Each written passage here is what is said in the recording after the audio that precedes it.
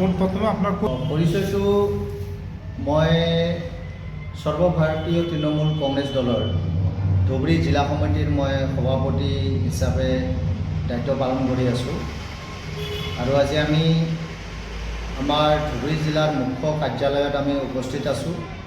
আজি বিশেষ কাৰণত আপোনালোকক মাতা হৈছে। আজি প্ৰথমতে আপোনালোকে চালে যে আমাৰ মানে গুৰুত্বপূৰ্ণ এটা আমাৰ যোগদান কাৰ্যসূচী আছিল। আমাৰ জব্বাৰ আলী ডাঙৰীয়া তেখেত এজন বিজনেছমেন মানুহ হয়। তেখেত আমাৰ দলত আজি যোগদান কৰিছে আৰু তেখেতে আমাক মানে ইতিমধ্যে তেখেতৰ মনৰ কথাটো প্ৰকাশ কৰিছে যে তেখেতে আগন্তুক বিধানসভা নিৰ্বাচনত গৌৰীপুৰ বিধানসভা সমষ্টিৰ পৰা তেখেতে প্ৰতিদ্বন্দ্বিতা কৰিব আমাৰ দলৰ প্ৰাৰ্থী হিচাপে। আৰু লগতে এজন আমাৰ সদাশয় ব্যক্তি জাকিৰ হুছেইন ডাঙৰীয়া, তেখেতো বিজনেছমেন হয়, তেখেতো আমাৰ দলত যোগদান কৰিলে। তো প্ৰথমতে আমি যোগদান কাৰ্যসূচীটো আমি সম্পূৰ্ণ কৰিলোঁ। দ্বিতীয়তে আমাৰ যিটো কাৰ্যসূচী আছে সেই কাৰ্যসূচীটো খুবেই কি আছিলে গুৰুত্বপূৰ্ণ। সেইটো হৈছে যে আমাৰ অসমত যি এছআৰৰ কাম চলি আছে, এই এছআৰৰ কামত আমি দেখিবলৈ পাইছোঁ যে এছআৰ বনোৱাৰ নামত সম্পূৰ্ণভাৱে ভাৰতীয় নাগৰিকক যি মানে প্ৰকৃত ভোটাৰ হয় তেখেতসকলক এছআৰৰ জৰিয়তে ইতিমধ্যে চৰকাৰে বিভিন্ন ঠাইত নোটিছ ইছ্যু কৰা আমি দেখিছোঁ। কিছুমান ঠাইত নোটিছ দিয়া নাই যদিও বিএলঅ'সকলক জনাই দিছে যে প্ৰতিটো গাঁৱত কোন কোন মানুহৰ নামত অবজেকশ্যন হৈছে আৰু এই অবজেকশ্যন হোৱা মানুহখিনিক হেয়াৰিঙত মাতিব বিচাৰিছে আৰু হেয়াৰিঙৰ পিছত হয়তো সেই ব্যক্তিসকলৰ নাম ভোটাৰ লিষ্টৰ পৰা কৰ্তন হোৱাৰ পূৰ্ণ সম্ভাৱনা আছে। এই ক্ষেত্ৰত আমি খুবেই এটা ডাঙৰ ৰাজনৈতিক আমি ষড়যন্ত্ৰ দেখিবলৈ পাইছোঁ।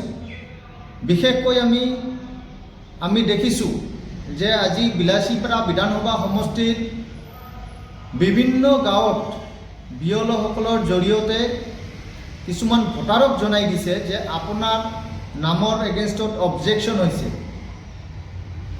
হৈছে আৰু আপোনালোকৰ হেয়াৰিং হ'ব আৰু হেয়াৰিঙৰ পিছত কি হ'ব সেই কথা কোনে ক'ব নোৱাৰে। আমি যিটো ষড়যন্ত্ৰ দেখিছোঁ, এই ষড়যন্ত্ৰ ইলেকশ্যন কমিশ্যনাৰৰ লগতে নিৰ্বাচনী বিষয়াৰ লগত ইয়াত চৰকাৰ জড়িত হৈ আছে, বিজেপি চৰকাৰখন জড়িত হৈ আছে।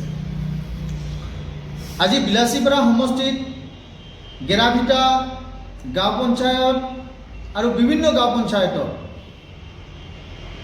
ভোটাৰসকলৰ নাম কৰ্তন কৰাৰ কাৰণে যি ফৰ্ম 7 ইতিমধ্যে ফিল আপ কৰি দিছে, অবজেকশ্যন দাখিল কৰিছে। এই অবজেকশ্যন দাখিল কৰা মানুহখিনি আমি যিখিনি ইনফৰমেশ্যন পাই আছোঁ, অবজেকশ্যন দাখিল কৰা মানুহখিনি বেছিভাগেই বিজেপিৰ সদস্য হয়, RSSৰ সদস্য হয়। এনেকৈ আমি মানুহ কিছুমান ইনফৰমেশ্যন পাইছোঁ আৰু দেখিছোঁ যে কিছুমান মানুহ ইহঁতে যোন ভোটাৰৰ এগেইনষ্টত অবজেকশ্যনকাৰীৰ নামটো আমি দেখিবলৈ পাইছোঁ, সেই ব্যক্তিসকলক আকৌ সুধিলে, ইহঁতক যদি সোধা হয় যে ভাই আপুনি মোৰ নামত কিয় অবজেকশ্যন কৰিছে, মইতো মই চিটিজেন হয়, মই জেনিউন ভোটাৰ হয়, মোৰ নামত কিয় অবজেকশ্যন কৰিছে, তেতিয়া সেই অবজেকশ্যনকাৰী ব্যক্তিসকলে কৈ আছে যে আমিতো নাজানো কেনেকৈ এইটো অবজেকশ্যন হৈছে, মইতো আপোনাৰ নামৰ এগেইনষ্টত কোনো অবজেকশ্যন কৰা নাই, কোনো আপত্তি দাখিল কৰা নাই। তেতিয়া কিছুমানে এনেকৈও কৈ আছে। তো আমি সম্পূৰ্ণ বস্তুটো দেখিছোঁ যে ইয়াত সম্পূৰ্ণ এটা ৰাজনৈতিক ষড়যন্ত্ৰ আছে। গতিকে আমি আজি আমাৰ ধুবুৰী জিলাৰ যি নিৰ্বাচনী বিষয়া আছে তেখেতক আমাৰ তৃণমূল কংগ্ৰেছৰ তৰফৰ পৰা ধুবুৰী জিলা সমিতিৰ হৈ আজি মই এখন মেমৰেণ্ডাম, আমি এটা সহজাতি দলে গৈ আমি মেমৰেণ্ডাম দাখিল কৰাৰ কাৰণে আমি ইতিমধ্যে আপোনালোকক এই মেমৰেণ্ডামখন আমি দেখাইছোঁ। আপোনালোকক দিছোঁ, এই মেমৰেণ্ডাম দাখিল কৰিম। আৰু আমাৰ দাবী হৈছে যে যিখিনি মানুহৰ নামত অবজেকশ্যন হৈছে, যিসকল ব্যক্তিয়ে কমপ্লেইন কৰিছে, এই কমপ্লেইন কৰা ব্যক্তিসকলক হেয়াৰিঙৰ টাইমত ইহঁতক তাতে হাজিৰ কৰাব লাগে। ইহঁতে কিহৰ ভিত্তিত জেনুইন ভোটাৰৰ নাম কাটাৰ কাৰণে ইহঁতে অবজেকশ্যন ৰেইজ কৰিছে, কমপ্লেইন কৰিছে, কিহৰ ভিত্তিটো আমাক হেয়াৰিঙৰ টাইমত বুজাব লাগিব। আৰু আজি আমি নিৰ্বাচনী বিষয়া আৰু ঊৰ্ধ্বতন কৰ্তৃপক্ষক, প্ৰশাসনৰ ঊৰ্ধ্বতন কৰ্তৃপক্ষক আমি দাবী জনাইছোঁ যে যিসকল ব্যক্তিয়ে জেনুইন ভোটাৰৰ নামৰ এগেইনষ্টত কমপ্লেইন কৰিছে, সেই ব্যক্তিসকলক হেয়াৰিঙৰ টাইমত এপিয়াৰ কৰাব লাগে। আৰু যদি তেখেতসকলে হেয়াৰিঙৰ টাইমত এপিয়াৰ নহয় আৰু উপযুক্ত যদি ইহঁতে কমপ্লেইন কৰাৰ গ্ৰাউণ্ড দেখুৱাব নোৱাৰে যে কিহৰ কাৰণে ইহঁতে অবজেকশ্যন ৰেইজ কৰিছে, তেতিয়াহ'লে সেই অবজেকশ্যনকাৰী ব্যক্তিসকলৰ বিৰুদ্ধে, কমপ্লেইনকাৰী ব্যক্তিসকলৰ বিৰুদ্ধে চৰকাৰে কেছ দায়েৰ কৰিব লাগে আৰু ইহঁতক এৰেষ্ট কৰিব লাগে। কোনো জেনুইন ভোটাৰক কোনো মানুহে অবজেকশ্যন কৰি, কমপ্লেইন কৰি ভোটাৰ লিষ্টৰ পৰা নাম বাদ পেলাই দি ইহঁতৰ ৰাজনৈতিক যি অধিকাৰ, সেই অধিকাৰ খৰ্ব কৰাৰ অধিকাৰ কোনো ব্যক্তিৰ নাই। গতিকে কোনোবাই যদি এই ষড়যন্ত্ৰত যদি জড়িত হৈছে, তেখেতসকলক ইমিডিয়েট তেখেতসকলৰ বিৰুদ্ধে চৰকাৰে কেছ ফাইলিং কৰিব লাগে আৰু ইহঁতক এৰেষ্ট কৰিব লাগে আৰু জেলত পঠাব লাগে। আৰু লগতে আমি কৈছোঁ, যিখিনি জেনুইন ভোটাৰ্ছৰ নামত কমপ্লেইন কৰিছে, সেই কমপ্লেইনটো ইমিডিয়েটলি চৰকাৰে বা আমাৰ নিৰ্বাচনী বিষয়াজনে বা তথা ঊৰ্ধ্বতন কৰ্তৃপক্ষই এই অবজেকশ্যনটো ইতিমধ্যে বাতিল কৰিব লাগে, উইথড্ৰ কৰি ল'ব লাগে, এইটো খাৰিজ কৰি দিব লাগে। যি অবজেকশ্যন আহিছে এইটো খাৰিজ কৰি দিব লাগে।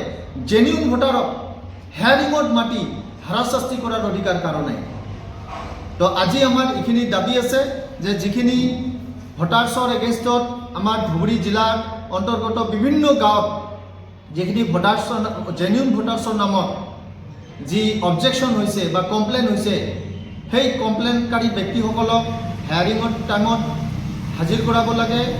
আৰু যদি ইহঁতে উপযুক্ত গ্ৰাউণ্ড দেখুৱাব নোৱাৰে, তেতিয়াহ'লে ইহঁতৰ বিৰুদ্ধে চৰকাৰে কেছ ফাইলিং কৰি ইহঁতক জেলত পঠিয়াব লাগে।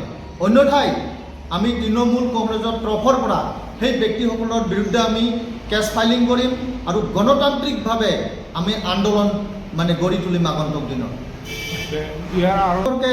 আমি সন্দেহ ব্যক্ত কৰিছোঁ, কাৰণ আমি ইতিমধ্যে খবৰ পাইছোঁ বিলাসীপাৰা